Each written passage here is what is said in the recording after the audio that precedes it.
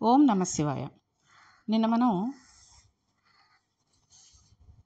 పరమేశ్వరుడి మీద నమ్మకం ఎలా ఉంటుందో అలాగే గురువు మీద కూడా నమ్మకం ఉంచుకోవాలి అనే విషయాన్ని గురించి తెలుసుకుంటూ, వింధ్యా పర్వతం నారదుడితోటి ఏ రకంగా మాట్లాడింది, నారదుడు ఏ రకంగా పరమేశ్వరుడు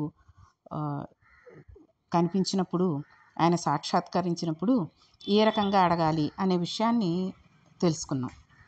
వింధ్యా పర్వతం మాటలు కూడా ఎలా ఉన్నాయంటే, నీవు ఇంకా అహంకారంతో ప్రవర్తించకు, నీవు ఎప్పుడూ కూడా నా అంతటి వాడిని నేను అని అనకు, నీకు ఏం చేయాలో నాకు అర్థమైంది.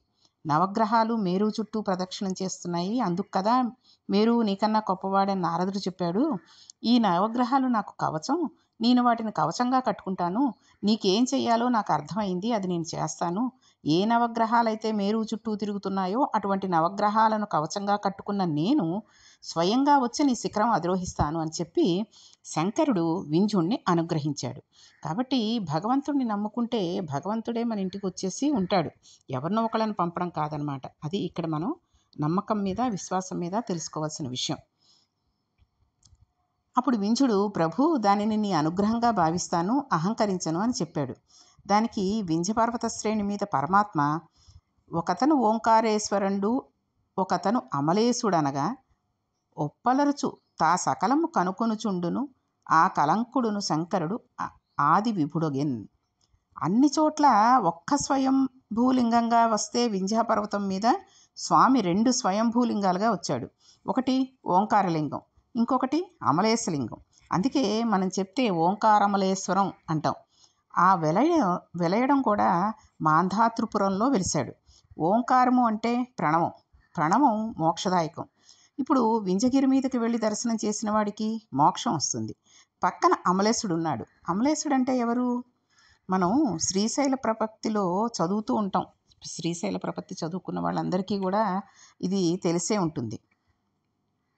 అమలం కమలోద్భవ గీత గుణం సమదం సమదాసురవాసకరం రమణీయ రుచిం కమనీయతనుం నమః సాంబ శివం నతపాపహరం శివం శంకరం బంధురం సుందరేశం నటేశం గణేశం గిరీశం మహేశం దినేశేంద్రునేత్రం సుగాత్రం మృణాని పతిం శ్రీగిరీశం హృదా భావయామి. సాంబ సదాశివుడు అంటే అమ్మతో కూడుకున్న సదాశివుడిగా సాకార రూపుడై స్వామి అమలేశుడుగా వెలిశాడు. అమలేశుడు అంటే మలము లేనివాడు అని అర్థం. మలం అంటే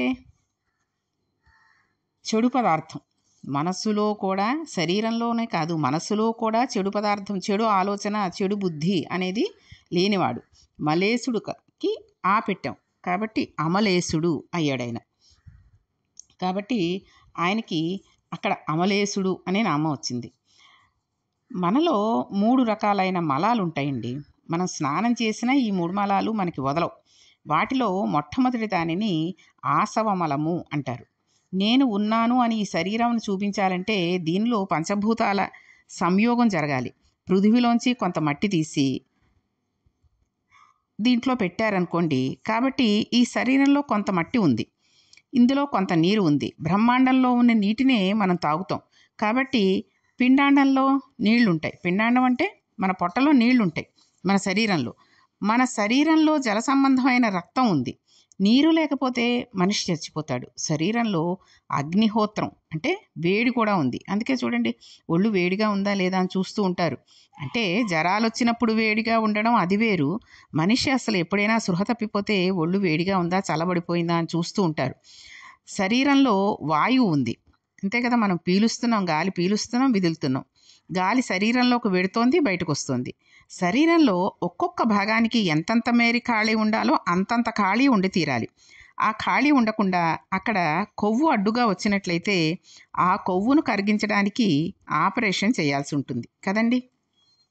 అంతే కదా, ఒళ్ళు పెరిగిపోయిన వాళ్ళకి ఎలా ఆపరేషన్లు చేయించుకుంటున్నారు కదా. మూత్రపిండంలో ఒక రాయి ఏర్పడితే దానిని తీసేయాల్సి వస్తుంది. ఈ విధంగా మన శరీరంలో ఖాళీ ఎంత ఉండాలో అంతే ఉండాలి. ఆ మలమే ఇక్కడుంది.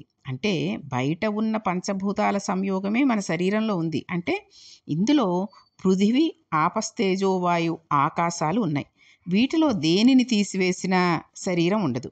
ఈ 5 ఏ పాళ్ళలో ఉండాలని ఈశ్వరుడు చెప్పాడో అలా ఉండాలి. మన ఇష్టమేం ఉండదు ఇందులో. 5 అణువుల సంయోగం పంచభూతాల సంయోగం వలన ఏర్పడినది ఈ శరీరం. ఈశ్వరుడి శరీరం అలా పంచభూతాలతో ఏర్పడలేదు. ఆయనే కంచిలో పృథ్వీలింగం, జంబుకేశ్వరంలో జలలింగం, అరుణాచలంలో అగ్నిలింగం, చిదంబరంలో ఆకాశలింగం, శ్రీకాళహస్తిలో వాయులింగం. పంచభూతములు ఆయనలోంచే వచ్చాయి. ఆయనే పంచభూతములు అయి ఉన్నాడు. అంతేకాకుండా ఆయన పంచభూతాతీతుడై కూడా ఉన్నాడు. ఆయన శరీరం మన శరీరంలా ఉండదు. భాగవతంలో పోతన గారు అంటారండి, అగ్నిముఖంబు పరాపరాత్మ తనయాత్మ కాలంబు గతి రత్నగర్భ పదము శ్వసనంబు నీయూర్పు రసన జలేసుండు దిశలు కర్ణంబులు దివము నాభి సూర్యుండు కన్నులు శుక్లంబు సలిలంబు జఠరంబు జలధులు చదలు శిరము సర్వౌషధులు రోమచయము శల్యంబులద్రులు మానసమమృతకరుండు చందములు ధాతువులు ధర్మసమితి హృదయము ఆస్య పంచకము పనిషద్దాహ్వయంబు అయిన నీ రూపు శివాత్మకై స్వయం జ్యోతి అయి వెలుగు ఆజ్యమగుచు అన్నారాయన. శంకరుని శరీరం మనలా పంచభూతాలతో ఏర్పడిన శరీరం అయి ఉండదు కాబట్టి ఆసవమలము ఆయనందు లేదు. ఇక రెండవది, ఇక్కడ ప్రతి వాళ్ళలో కూడా స్నానాధికాలన్నీ చేసినా 3 ఉంటాయి అనుకున్నాం కదండి. మొదటిది ఆసవమలం, రెండవది కార్మిక మలం. ఇది మనలో ఉంటుంది. కొందరు నా అంతటి వాడిని నేను అనుకుని, చూసేవాడు లేడనుకుని తప్పుడు పనులు చేసేస్తూ ఉంటారు. నేను చేస్తున్నాను, ఇక్కడ సుఖం అనుభవిస్తున్నాను అనుకుని పాపం చేసేస్తూ ఉంటారు. పాపం వలన వచ్చిన ఐశ్వర్యం బిడ్డలు తీసేసుకుంటారు. అది ఎలా వచ్చింది అనేది వాళ్ళకి అనవసరం. మనం ఎలా సంపాదించడం వల్ల అది వచ్చిందో వాళ్ళకి సంబంధం లేకపోయినా ఆ పాప ఫలితాన్ని మాత్రం మూట కట్టి మన భుజాన వేసేస్తారు. ఇది పట్టుకొని మనమే వెళ్ళాలి, దానిని మనమే అనుభవించాలి. పాపమైనా పుణ్యమైనా మనమే అనుభవించాలి. ఇప్పుడు చేసిన కర్మ వలన వస్తున్న ఫలితాలను అనుభవించడానికి మన ఉపాధి మారుతూ ఉంటుంది. ఒక్కొక్క చోట అపారమైన దుఃఖాన్ని అనుభవించవలసి ఉంటుంది. శాస్త్రంలో అన్నిటికన్నా అత్యంత బాధ్యతాయుతమైన పదవిగా న్యాయాధికారి పదవి అని చెబుతూ ఉంటారు. న్యాయం చెప్పేటప్పుడు ఆ అధికారి చాలా జాగ్రత్తగా ఉండాలి. 1కి 1000 సార్లు ఆలోచించి నేరానికి తగిన శిక్ష వేయకపోతే శిక్ష కొంచెం ఎక్కువైనా కొంచెం తక్కువైనా వాడింట్లో జిల్లేడు ములుస్తుంది అని శాస్త్రం చెప్తుంది. అంటే జిల్లేడు ములుస్తుంది అంటే ఎక్కడ ములుస్తాయండి జిల్లేడు చెట్లు? ఇళ్ళు ఎప్పుడైతే శిథిలమైపోతాయో అక్కడ. ఆ ప్రదేశంలో ఎవరు నరసంచారం లేదు, ఏమీ లేదు అన్నప్పుడు అక్కడ జిల్లేళ్ళు మొలుస్తాయి. కాబట్టి తప్పుడు సమాచారం, తప్పుడు జడ్జిమెంట్ ఇస్తే దానివల్ల ఎందరూ బాధపడిపోతారండి. కాబట్టి శాస్త్రం ఆ శిక్ష కొంచెం ఎక్కువైనా తక్కువైనా వాడి ఇంట జిల్లేడు మొలుస్తుంది అని అప్పుడే చెప్పేస్తోంది. ఆ ఇల్లు శిథిలం అయిపోతుంది. ఆ ఇంట్లో మనుష్యులు తిరగడం మానేస్తారు.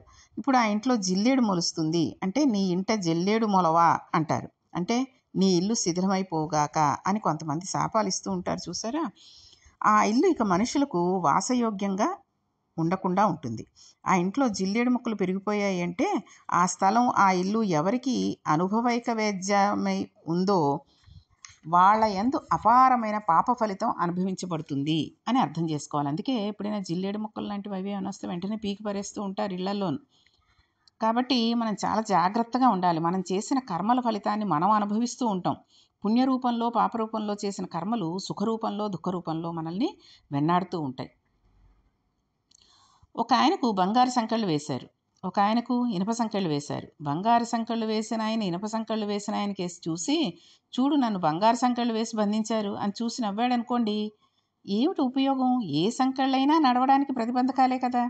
పుణ్య ఫలితము అంతే, పాప ఫలితము కూడా అంతే. ఈ రెండింటినీ తీసివేయగలిగితే ఫలితం 0 అయిపోతే మనకి మోక్షం సిద్ధిస్తుంది. కాబట్టి అందుకనే జ్ఞానాగ్ని దగ్ధ కర్మాణం తాను చేసిన ఈశ్వరార్పణమస్తు అని విడిచిపెట్టేస్తాం మనం. జ్ఞానాన్ని మనం పొంది మనం చేసిన తప్పులు అవి కూడా ఈశ్వరార్పణమస్తు అని విడిచిపెట్టేస్తూ ఉంటాం. కాబట్టి కార్మిక మలం మన యందు ఉంది గానీ, మనం చేసిన కర్మల ఫలితాన్ని అనుభవించడానికి ఒక శరీరం ఉండాలి కాబట్టి, ఇది లేకపోతే మనం సుఖదుఖాలను అనుభవించలేం కాబట్టి, దీనికి కొంతమంది బంధువులు కావాలి కాబట్టి, వాళ్ళు సుఖపడితే ఇది సుఖపడుతుంది కాబట్టి, సుఖదుఖాలకు శరీరం ఒక ఉపకరణం అయిపోతుంది. కాబట్టి సూక్ష్మాంశతో కార్మిక మలంతో కూడి శరీరం ఉంది. దీనితో మనం సుఖదుఖాలని అనుభవిస్తున్నాం. ఇక మూడవది మాయకమలం. మమ మాయా దురత్యయ అంటారు భగవానుడు భగవద్గీతలో. మాయ కమ్మి ఉన్న వస్తువు కనపడకుండా ఉన్న వస్తువుకి బదులు లేని వస్తువు కనబడుతూ ఉంటుంది. యథార్థానికి అది లేదు, కానీ అది ఉన్నట్టు కనబడుతుంది. ఏది ఉన్నది కనబడటం లేదో, ఏది లేకపోయినా ఉన్నట్టు కనబడుతోందో, దానివల్ల అసలు ఉన్న వస్తువు కనపడకుండా పోయిందో దానిని మాయ అంటారు. మీరు పట్టుకున్నారో లేదో, ఏ వస్తువైతే ఉన్నది కనపడకుండా ఉందో మనకి, ఏది వస్తువు లేకపోయినా ఉన్నట్టు కనబడుతోందో, దానివల్ల అసలు ఉన్న వస్తువు కనపడకుండా పోయిందే దానిని మాయ అంటారు. మాయ మనల్ని జీవితంలో తిప్పుతూనే ఉంటుంది. ఈ మాయ కమలమునందు మనం పడి ఉన్నాం. మలమునందు పడిపోయిన పురుగు అక్కడే పెరుగుతుంది, అక్కడే తింటుంది, అక్కడే గుడ్లు పెడుతుంది, అక్కడే పిల్లలు పెరుగుతాయి, అక్కడే లేస్తుంది, అక్కడే జీవనం చేస్తుంది, చివరకు అక్కడే చచ్చిపోతుంది. అలా మనం ఈ మాయక మలంలోనే పుడుతున్నాం, పెరుగుతున్నాం, ఉంటున్నాం, మాయక మలంలోనే చచ్చిపోతున్నాం. అంటే ఆ మాయ కప్పబడి మనం జీవితాన్ని నడుపుతున్నాం అన్నమాట. ఈ విధంగా మనకు 3 మలములు ఉన్నాయి. కానీ ఈశ్వరుడు ఈ 3 మలములకు అతీతుడు. ఎవరు మీకు ఈ 3 మలములకు అతీతుడైన స్థితిని ఇవ్వగలడో, తానే స్థితిలో ఉన్నాడో, ఆ స్థితికి మనల్ని ఎత్తగలిగినవాడో అతనే ఓంకారేశ్వరుడు. ఈ 3 మలములకు అతీతుడు కనుక మనకి ఏది కావాలో అది ఇవ్వగలిగినవాడు. మనం కోరిన సమస్తమైన కోరికలు తీర్చగలిగినవాడు. ఆయన నిరంతర ఆనంద స్వరూపుడు. మనం అడిగినది ఏదైనా ఆయన ఇవ్వగలడు. ఇప్పుడు ఆయన అమరేశ్వరుడుగా, ఓంకారేశ్వరుడిగా ఉన్నాడు. ఇద్దరుగా అక్కడ వెలిసిన శంకరుడు నిరంతరము జనులకి శుభాలను చేస్తూ ఆ కొండ మీద వెలిసి ఉన్నాడు. ఇలా వెలిసిన అమలేశ్వరుణ్ణి శంకర భగవత్పాదులు ఒక అద్భుతమైన శ్లోకంతో ఆరాధన చేస్తారు. మనం అమరేశ్వర లింగాన్ని చూసినప్పుడు ఆ భావనను మనస్సులోకి తెచ్చుకోవాలి. అమలేశ్వర లింగంను, ఓంకారేశ్వర లింగంను మనం అక్కడ కళ్ళతో చూసి తత్వ విచారణ రీత్యా మన మనస్సు లోపలికి తెచ్చేసుకోవాలి. శంకరులు అంటారు, నాకు ఈ శ్లోకాలు చదివేటప్పుడు ఏమైనా కొంచెం తప్పులు అవి వస్తే మన్నించండి. ఎందుకంటే నేను మొట్టమొదటిసారిగా చదవడం మూలాంచి కొద్దిగా నెమ్మదిగా చదువుతున్నాను.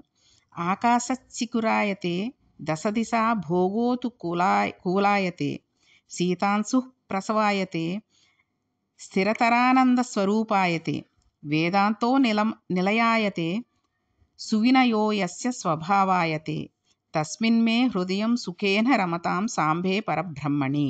సాంబే అంటే స అంబ, అమ్మతో కూడుకన్న అయ్యా. ఓ శంకరా, నీవు పరబ్రహ్మవు, నీవు అమలేశ్వరుడువు, 3 మలములకు అతీతమై ఉన్నవాడివి. ఇక్కడ నీవు లింగంగా కనబడుతున్నావు. నీవు నాతో వచ్చినప్పుడు నీవు ఆకాశ స్వరూపుడివై ఉన్నావు. నీవు దిగంబరుడవు. 10 దిక్కులు కలిసి నీకు వస్త్రం అయ్యాయి. దిక్కులను అంబరముగా కట్టుకున్నవాడివి. చంద్రరేఖను ఆభరణముగా కలిగినవాడివి. ఎప్పుడూ ఆనందమయ స్వరూపుడివై ఉంటావు. వేదముల చివరి భాగములైన ఉపనిషత్తుల యందు చెప్పబడుతూ ఉంటావు. వినయముతో నిన్ను తలుచుకుంటే చాలు, మమ్మల్ని ఉద్ధరించడానికి వస్తావు అని అన్నాడాయన. వినయము నమస్కారం చేత ఆవిష్కృతమవుతుందండి. ఆ నమస్కారం ఎవరికి పడితే వాళ్ళకి ఎలా పడితే అలా చేయడం శాస్త్రం నిషేధించింది. ఎక్కడ పడితే అక్కడ, ఎప్పుడు పడితే అప్పుడు, ఎలా పడితే అలా నమస్కారం చేయకూడదు. ఇంట్లో తల్లిదండ్రులకు ఒక్కటే నమస్కారం చేయాలి. అంటే ఒకసారి నమస్కారం చేయాలి. తల్లిదండ్రులకు నమస్కారం చేసినప్పుడు కోరుకోకూడదు. చాలామంది దీనిని అతిక్రమిస్తారు. తల్లిదండ్రులకు నమస్కారం చేస్తే మనం నోరు విప్పి ఏది అడగకూడదు.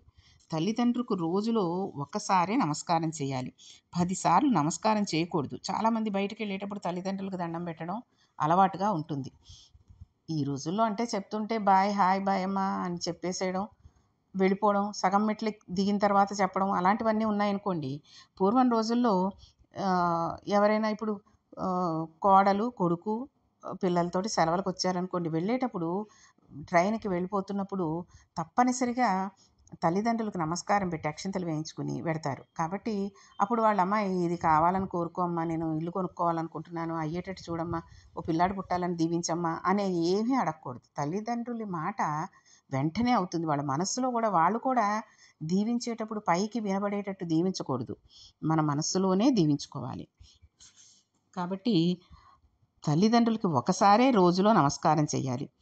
ఈశ్వరాలయంలోకి వెళ్ళినట్లయితే 4 మార్లు నమస్కారం చేయాలి. ఒకసారి నమస్కారం చేసి దేవాలయాన్ని విడిచిపెట్టరాదు. ఒకసారి నమస్కారం నిలబడి చేయాలి. దేవాలయంలోకి వెడుతూ మొదట మానసికమైన నమస్కారం చేయాలి. ఈశ్వరాలయంలోకి వెళ్ళినట్లయితే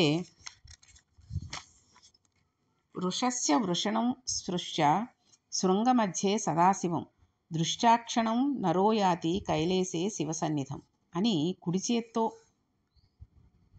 అవయవాన్ని పట్టుకుని, నందీశ్వరుడు అవయవాన్ని పట్టుకుని ఎడంచెయ్యి బొటనవేలు చూపుడు వేలు శృంగముల పైన వేసి, అంటే శృంగాలంటే కొమ్ముల్లాగా ఉంటాయి చూసారా, అక్కడ వేసి శివలింగం మీద కవచం పెట్టి ఉండకపోతే వాటి మధ్యలోంచి శివలింగాన్ని చూడాలి. అలా చూస్తున్నప్పుడే శివుడికి మనస్సుతో ఒక నమస్కారం చేయాలి. నిలబడి ఒక నమస్కారం చేయాలి. ఆలయంలో దర్శనం అయిన తర్వాత బయటకు వచ్చి కూర్చుని మనస్సులో ఈశ్వర ప్రతిబింబాన్ని మనం జ్ఞాపకం చేసుకుంటూ ఒక నమస్కారం చేయాలి. ఇలా ఈశ్వర దర్శనానికి వెళ్ళినప్పుడు 4 నమస్కారాలు చేయాలి. ఈశ్వరాలయం నందు మన కోరికలు చెప్పవచ్చు, కానీ అస్తమాను కోరికల గురించి వెళ్ళకూడదు.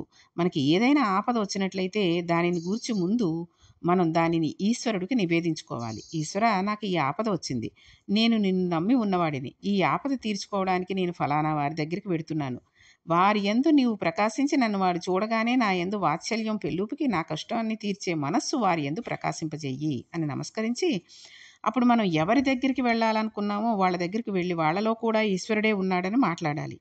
అప్పుడు మనకి ఆ ప్రకాశం దొరుకుతుంది. కాబట్టి దేవాలయం నందు 4 సార్లు నమస్కారం చేయాలి.